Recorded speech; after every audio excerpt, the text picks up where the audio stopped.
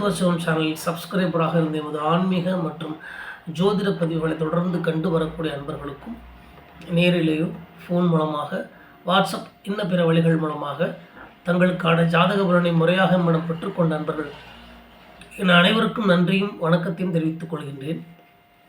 இந்த பதிவில் நாம் பார்க்க இருப்பது, போன பதிவில் சனிவத் ராகு குஜவத் கேது என்ற ஒரு முக்கியமான ராகு கேது பலன் தரும் விதத்தை சொல்லக்கூடிய ஒரு ஸ்லோகத்திற்கான விளக்கத்தை பார்த்தோம்.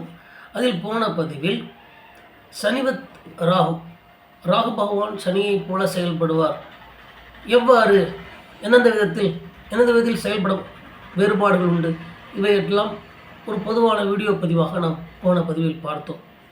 இந்த ஸ்லோகத்தினுடைய பிற்பாதியாக இருக்கக்கூடிய குஜவத் கேது பகவான் செவ்வாய் பகவானைப் போல செயல்படுவார் என்ற இந்த வாக்கியத்திற்கான ஒரு ஒற்றுமை வேற்றுமைகளை, இதன் விளக்கத்தை நாம் இந்த பதிவின் மூலம் பார்க்கலாம். குஜவத் கேது பகவான் செவ்வாய் பகவான் போல் செவ்வாய் பகவானுடைய சக்தி போல் செயல்படும். கேது பகவான் செவ்வாயுடைய குணநலன்கள் பலன் கொடுக்கும் விதம் போல் கேது பகவானுடைய பலன் கொடுக்கும் விதமும் அதன் சக்தி உடன் செல்லக்கூடியதாக இருக்கும் என்று இதனுடைய பொருளாகும். அதாவது பொதுவாக செவ்வாய் பகவான் என்றால் வாழ்க்கையினுடைய அடிப்படை சக்தி, அதாவது தேக சக்தி, அங்காரகன் என்று அவருக்கு பெயர். கேது பகவான் என்றால் அந்த உடல் சக்தியினுடைய தன்மையில் அது எங்கிருந்து செயல்பட ஆரம்பிக்கிறது? உயிர் சக்தியிலிருந்து தான் செயல்பட ஆரம்பிக்கிறது. உடல் சக்திக்கு அடிப்படை உயிர் சக்தி, அந்த உயிர் சக்திக்கு அடிப்படை கர்ம சக்தி, கர்மாவினுடைய வெளிப்பாடு, அந்த பிறவியில் அந்த உயிர் எடுத்து வைத்திருக்கக்கூடிய கர்மாவினுடைய வெளிப்பாடு, அது கேது பகவான் தீர்மானிக்கிறார். ஆக உடலினுடைய அடிப்படை சக்தியாக செவ்வாய் பகவான் இருக்கிறார் என்றால், இந்த பிறவியில் அந்த உயிர் எடுத்திருக்கக்கூடிய கர்மாவினுடைய அடிப்படை வெளிப்பாட்டினுடைய சக்தியாக கேது பகவான் இருக்கின்றார். மேனிஃபெஸ்ட் என்று கேது பகவானுக்கு ஒரு அர்த்தம் உண்டு. மீன்ஸ் வெளிப்படுத்துபவன், வெளிக்கொண்டு வருபவன். இந்த தன்மையில் செவ்வாய் பகவான் கேது பகவானைப் போல செயல்படக்கூடிய தன்மை அமைகின்றது ஆன்மீக தத்துவார்த்தமாக. அடுத்ததாக இன்னும் இதை எளிமையாக சொல்லும்போது எப்படி சொல்வார்கள் என்றால், கேது பகவானுக்கு பல அர்த்தங்கள் உண்டு சமஸ்கிருதத்தில். அதில் ஒரு அர்த்தம் கொடி, அதாவது ஃப்ளாக், கொடி. அந்த கொடி உச்சியில் பறக்கக்கூடியது இல்லையா? உச்சியில் ஒரு கொடி பறக்க வேண்டும் என்றால் அது தரையிலிருந்து உச்சி வரைக்கும் அந்த கொடியை தாங்கக்கூடிய கம்பம் இருக்க வேண்டும். அந்த கம்பம்தான் உடல், அதுதான் செவ்வாய் பகவான். ஆக ஒரு கொடியும் அது பறக்க உதவக்கூடிய கம்பமும் சேர்ந்து கொடிக்கம்பம் என்று முழு பெயர் அடைகின்றது. இந்த முழு பெயர் செவ்வாய் கேதுனுடைய இயக்கத்தினால் ஒரு ஜாதகருக்கு ஏற்படுகின்றது. அங்காரகன் என்று சொல்லக்கூடிய உடல் காரகனாக செவ்வாய் பகவான் கம்பமாக இருக்கின்றார். அதில் உடலை இயக்கும் கர்ம சக்தியாக, கொடியாக கேது பகவான் திகழ்கின்றார். இது ஒவ்வொரு ஜாதகத்திலும், இது ஆன்மீகம் பூர்வமாக தத்துவார்த்தமாக செவ்வாய்க்கும் கேதுக்குமான ஒரு தொடர்பு ஆகும். உடல்ங்கிற ஆதாரம் இல்லாமல் கர்மா இல்லை, கர்மாங்கிற சக்தி இல்லாமல் உடல் இயங்க முடியாது. இந்த இணைப்பு தான் செவ்வாய் போல் கேதுவும், கேது போல் செவ்வாயும் இணைந்து செயல்படுவதற்கு ஒரு வாய்ப்பை உண்டாக்குகிறது ஜோதிடத்தில். அடுத்ததாக கேது பகவானுக்கும் செவ்வாய் பகவானுக்கும் இருக்கக்கூடிய ஒற்றுமைகள் என்று பார்க்கும்போது, இரண்டுமே நெருப்பு சக்திக்குரிய கிரகங்கள், தீ சக்திக்குரிய கிரகங்கள். கேதுவினுடைய அடையாளமும் தீ சக்தி, நெருப்பு சக்தி தான். செவ்வாயும் தீ சக்தி, நெருப்பு சக்திக்கு அடையாளம். அதே போல் இரண்டு கிரகங்களுமே இருப்பதாக காட்டக்கூடியவை, மாற்றி காட்டாது. இருப்பதாக காட்டும், இன்னும் வெளிப்படுத்தி காட்டும், மறைக்க வேண்டியதை கூட வெளிப்படுத்தி காட்டும். அடுத்ததாக இரண்டு கிரகங்களுமே தைரியமாக தாக்கக்கூடிய கிரகங்கள். உண்மையாக பேசக்கூடியவன் கேது பகவான். செவ்வாய் தாக்குதல் தன்மை கொண்ட கிரகம். இரண்டுமே வெளிப்படையாக தாக்குதல் பண்ணக்கூடிய கிரகம். அதே போல் இந்த 2 கிரகங்களுக்கு இருக்கக்கூடிய குண ஒற்றுமை என்பது இரண்டுமே வெட்டும் சக்தி கொண்ட கிரகங்கள். அதாவது ஒன்றை 2ஆக பிரித்து விடக்கூடிய தன்மை இந்த கேது பகவானுக்கும் செவ்வாய் பகவானுக்கும் உண்டு. வெட்டும் சக்தி கூடிய கிரகங்கள் இந்த செவ்வாய் பகவான் கேது பகவான். இது ஒற்றுமையாகும். செவ்வாய் பகவானை வெளிப்படையான ஒரு தீ, வெளிப்படையான ஒரு நெருப்பு, வெளிப்படையான ஒரு சக்தி என்று வைத்துக் கொண்டோம் என்றால், அந்த தீ மறைமுக தீயாக இருந்தால் அது கேது பகவான். வெளிப்படையான தீயாக இருப்பது, அது வெளியில் கண்ணுக்கு தெரிந்த அளவில் வெளிப்படையாக ஒரு தீயாக, ஒரு எனர்ஜியாக, ஒரு நெருப்பாக இருப்பது செவ்வாய் என்றால், உள்ளார்த்தமாக ஒரு தீயாக, ஒரு பேஷனாக, ஒரு இன்டென்ஷனாக உள்ளுக்குள்ளே இருக்கக்கூடியதுக்கு கேது பகவான். அந்த உள் தீ அது கேது பகவான் ஆகும். ஆக இரண்டுமே தீ தான். 2 வித்தியாசமும் சொல்கிறேன். அடுத்ததாக கேது பகவான் உறவுகளை வெட்டக்கூடியவர், ஆன்மீகத்தை ஏற்படுத்தக்கூடியவர். செவ்வாய் பகவானும் உறவுகளை வெட்டக்கூடியவர். ஆனால் அதன் வெட்டில் ஆணவம், ஈகோனால 2 வெட்டுப்படும், அவ்வளோதான். அது ஆன்மீகத்துக்கு கொண்டு போய் முடிக்காது. பட் அவரும் வெட்டக்கூடியவர் இந்த ஒற்றுமையின் வகையில். அடுத்ததாக செவ்வாய் பகவான் வேகமான செயல்படக்கூடிய கிரகம். எல்லாருமே சொல்லுவாங்க செவ்வாய் வேகமான கிரகம் என்று. அந்த வேகமான கிரகம். ஆனால் கேது பகவான் அவரும் வேகமான கிரகம் தான். எப்படி என்றால், ஒருவனுடைய கர்மாவை செயல்படுத்துவதில், திடீரென எதிர்பாராத விளைவுகளை ஏற்படுத்துவதில், இந்த ஒரு ஃப்ளாஷ் என்று ஒருத்தருடைய வாழ்க்கையில் அப்படியே ஃப்ளாஷ் மாதிரி வந்துட்டு வருது அப்படின்னு சொல்லக்கூடிய தன்மைங்கிறது டக்குன்னு ஒரு ஃப்ளாஷ் மேலே மாறிடுச்சு அந்த வாழ்க்கையினுடைய தன்மை. இது போன்ற விஷயங்களை கேது செய்யக்கூடிய பலம் கொண்டவர். ஒருவருடைய கர்ம வினைகளை மாற்றுதல் என்றால், ஒரு பிளேட்லேருந்து வேறு பிளேட்டுக்கு, ஒரு ட்ராக்லேருந்து இன்னொரு ட்ராக்குக்கு டக்குன்னு மாற்றி விடக்கூடிய பலம் பெற்றவர் கேது பகவான். வேகமாக அந்த விதத்தில் அவர் செயல்படுவார். அடுத்ததாக செவ்வாயை பொறுத்தளவுக்கு உடலுக்குரிய தீவிரத்தை காட்டக்கூடியவர், உடலுக்குரிய அந்த வேகத்தை காட்டக்கூடியவர். கேது பகவான் என்பவர் மன கர்ம விதமாக அந்த தீவிரத்தை காட்டக்கூடியவர். அதே போல் கேது பகவான் எப்போதும் கடந்த கால கர்மாவை நிகழ்காலத்திற்கு கொண்டு வந்து சேர்ப்பதில் செயல்படக்கூடிய தொடர்பு கிரகமாக கேது பகவான் திகழ்கின்றார். அதே செவ்வாய் பகவான் அந்த கர்மா நிகழ்வதற்கு ஆதாரமான செயல் விளைவுகளை ஏற்படுத்தக்கூடியவராக செவ்வாய் பகவான் இருப்பார். அதற்கான உடலாக, அதற்கான சுச்சுவேஷனாக, மற்றவங்களுடைய உடலாகவும் இருந்து அந்த செயலை விளைவாக ஏற்படுத்தி கொடுக்கக்கூடியவராக செவ்வாய் பகவான் இருப்பார். இது செவ்வாய்க்கும் கேதுவுக்குமான ஒரு கர்ம தொடர்பு ஆகும். அதே போல் செவ்வாயை பொறுத்தளவுக்கு இந்த அங்காரகன் உடல்காரகன் என்பதால் அவருடைய திசை என்பது தெரியும். அதாவது எங்கே போகிறார், எங்கே வருகிறார், என்ன மாதிரி பலன் தருவார், என்ன மாதிரி செயல்படுவார் என்பது தெரியுமில்ல. கண்ணுக்கு தெரியக்கூடிய மெட்டீரியல் இல்லையா, மெட்டீரியல் பார்ட்ஸ். உடல்ங்கிறது மெட்டீரியல் பார்ட்ஸ். ஸோ இப்படி போது, இந்த பக்கம் வந்தார், அந்த பக்கம் போனார், இப்படி தெரியும் இல்லையா. ஆனால் கேது பகவான் கர்மாவினுடைய பார்ட்ஸ். அது எப்படி செயல்படுது, அவர் என்ன எண்ணத்தில் செயல்படுறார், எந்த நோக்கத்தோடு அடுத்த காரியத்தை செய்ய போகிறார் அப்படிங்கிறது தெரியாது இல்லையா. ஸோ கேது பகவானை பொறுத்தளவுக்கு திசை தெரியாது. செவ்வாய் பகவான் திசை தெரியும், அவர் என்ன பக்கம் போகிறார், என்ன பக்கம் வருவார். கேது பகவான் திசை தெரியாது. இது செவ்வாய்க்கும் கேதுவுக்குமான ஒரு வேறுபாடு.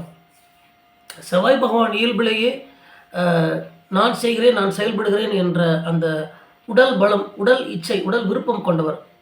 அதன் மீது நான் செய்கிறேன், நான் செயல்படுவேன் என்ற அந்த அந்த தைரியமாக சொல்லுவதில் அதிபத்தியம் பெறக்கூடியவர். கேது பகவான் அப்படி அல்ல. கேது பகவான் பற்றற்றதாக அந்த செயலை செய்வதற்கு அதிபதியாக கேது பகவான் இருப்பார். இது கேது பகவானுக்கும் செவ்வாய்க்குமான வேறுபாடுகளாகும். அதே போல் இயல்பே செவ்வாய் என்ன பலன் கிடைக்கும், இந்த வேலையை செய்துட்டு எனக்கு என்ன பலன் கிடைக்கும், இந்த பலன், இந்த செயல் இந்த பலன் தரணும் இப்படிங்கிற பலன் கருதி ஒருவரை செயல்பட வைப்பார். அந்த பலனை கொடுப்பார். அது குறைவாகவோ ஜாஸ்தியாகவோ அவங்களோட ஜாதகத்தை பொறுத்தளவு. ஆனால் கேதுவினுடைய செயல்பாடு என்பது பொருள் பிரதிபலன் சார்ந்து இருக்காது. அது ஒரு ஆன்மீக நோக்கம் கொண்டதாக, ஒரு அனுபவ நோக்கம் கொண்டதாக அமையும். அதே போல் செவ்வாயை பொறுத்தளவுக்கு செயலில் ஈடுபடுதல், அதாவது attach to karma, attach to action, அதில் ரொம்ப ஆர்வம் காட்டக்கூடியவர். இவர் டிட்டாச் டு ஆக்ஷன், ஒரு செயல் செய்யும்போது அந்த செயலுக்கு டிட்டாச் ஆகான ஞானம் கொண்டவன் கேது பகவான். இது இந்த செவ்வாய் பகவானுக்கும் கேது பகவானுக்கும் ஆன்மீக தத்துவார்த்தமான வேறுபாடுகளாகும். இவ்வளோ நேரம் நான் சொன்னது. அடுத்து செவ்வாய் பகவானும் கேது பகவானும் ஒருவருடைய ஜாதகத்தில் சேரும்போது அது மிகச்சிறந்த பலன்களையும் உண்டாக்கக்கூடியது. தீவிரமான ஒரு ஆளுமையாக, ஒரு நல்லது கெட்டது தீயது தெரியாத ஒரு ஆன்மீகத்தன்மையும் கொண்ட ஒரு செயல் வீரனாக உருவாகக்கூடிய தன்மை. நான் செயலில் வீரனாக இருக்கிறேன், எனக்கு நன்மை தீமை பிரதிபலன் அப்புறம் பின்னாடி பார்த்துக்கலாம் அப்படிங்கிற ஒரு தன்மையை கொடுக்கும். அதே போல் சமூக சேவையில் ஈடுபடக்கூடிய தன்மைகளை கொடுக்கும். ஆனால் கொஞ்சம் நான் செய்தேன், நான் சமூகம் சேவை செய்கின்றேன், எனக்கு அதுக்கான ஒரு புகழ் கிடைக்க வேண்டும், இது போன்ற தன்மையெல்லாம் செவ்வாயுடைய தொடர்புனால அந்த ஜாதகருக்கு இருக்கும். போட்டி மனநிலை குறைவாக இருந்தாலும் கூட நான் சொன்னது போல புகழ் இச்சை கொண்டு வரக்கூடிய செவ்வாய் தொடர்பு வர்றதுனால போட்டி மனநிலை குறைவான தன்மை கொடுக்கக்கூடியவன் கேது. ஆனால் செவ்வாய் கூட சேரும்போது போட்டி போட்டு அதை செய்து அதனிருந்து தனக்கு ஒரு பலன் கிடைக்க வேண்டும் என்ற உந்துதலை உண்டாக்கி கொடுக்கும்.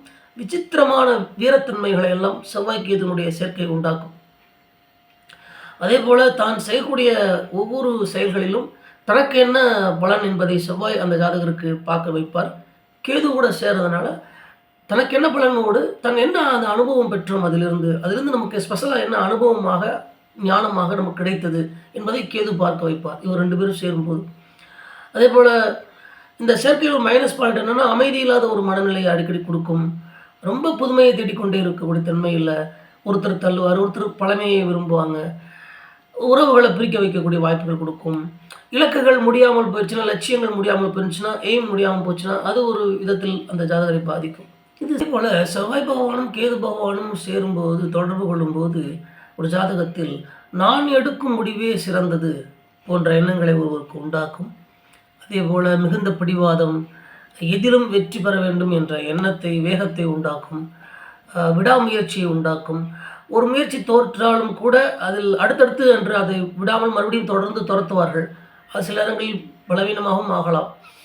அதே போல் செவ்வாயும் நெருப்பு சக்திக்கு அதிபதி, கேதுவும் நெருப்பு சக்திக்கு அதிபதி. இவர்கள் 2 பேரும் ஒரு ஜாதகத்தில் சேரும்போது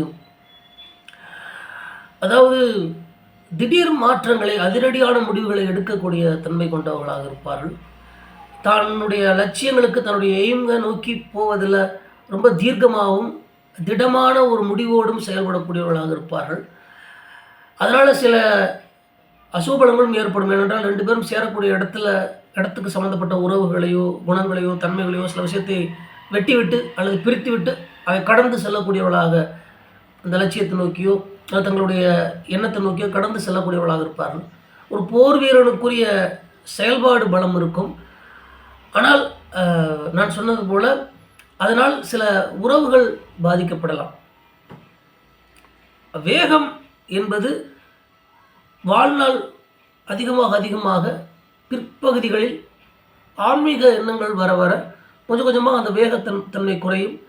அனுபவங்கள் என்பது இவர்களை மிகுந்த பண்படுத்தக்கூடியதாக பின்னால் ஆகும். இது செவ்வாய் கேதுனுடைய சேர்க்கையினுடைய தன்மை.